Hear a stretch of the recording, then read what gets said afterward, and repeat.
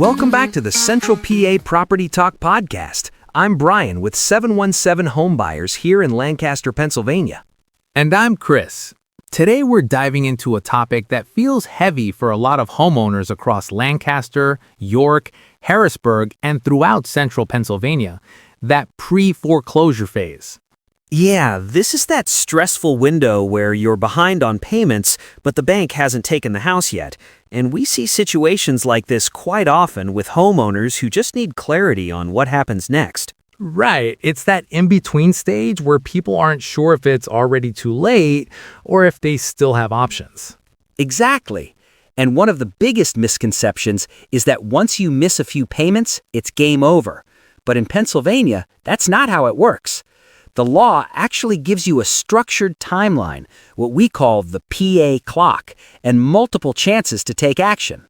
And PA is a judicial foreclosure state, right? So it's not like some states where things move really fast.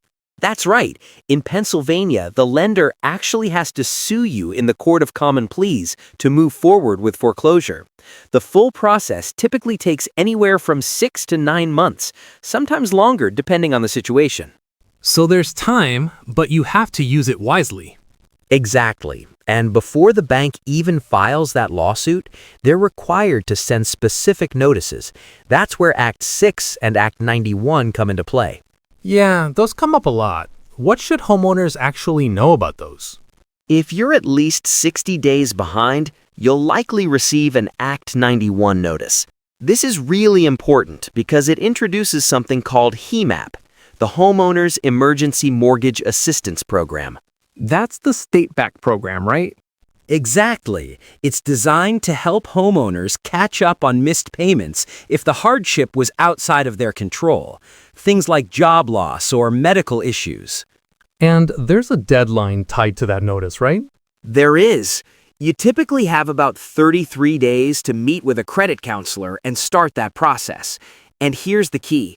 That can actually pause the foreclosure timeline while your application is reviewed. So that's one of those built-in pause buttons. Exactly. Then there's the Act 6 notice, which is the lender formally saying they intend to foreclose. They have to give you at least 30 days to catch up, what's called curing the default, before they can file in court. Let's walk through a real-world type scenario so people can picture this. Sure. Imagine a homeowner named Kevin in Harrisburg. He's about 3 months behind on his mortgage and just received that Act 91 notice. He's stressed, getting letters in the mail and not sure what his next step should be. That's a very real situation. Very common. And at that point, Kevin actually has several paths forward. Let's break those down. First option is curing the default, paying everything he owes, including late fees and any legal costs. In Pennsylvania, you can technically do that all the way up until shortly before a sheriff's sale. But for a lot of people, coming up with that lump sum is tough. Exactly. Second option is applying for HEMAP or working out a loan modification with the bank. That can help restructure payments, but it depends heavily on income and eligibility. Okay, what's next? Third option is listing the house with a realtor. And in some situations, that absolutely makes sense, especially if the home is in good condition and there's enough equity. But timing becomes critical once legal action starts. Exactly, because once that foreclosure complaint is filed, the clock becomes more rigid. And the fourth option? Selling directly to a local cash buyer. What makes that different in this situation? We're able to close in as little as a couple of weeks in many cases. That can stop additional late fees, prevent further legal costs from piling up, and give the homeowner a clear exit before things escalate further. And you guys handle the payoff directly at closing? Exactly. The mortgage gets paid off through the closing process, and everything is handled through a Pennsylvania title company, so it's done properly. What about short sales? Great question. Short sales are an option if someone owes more than the home is worth, but they do take time because the lender has to approve the deal, and that can take months. So if someone is already deep in the timeline, that might not move fast enough. Right, and that's where having a team that understands how to navigate those timelines really matters.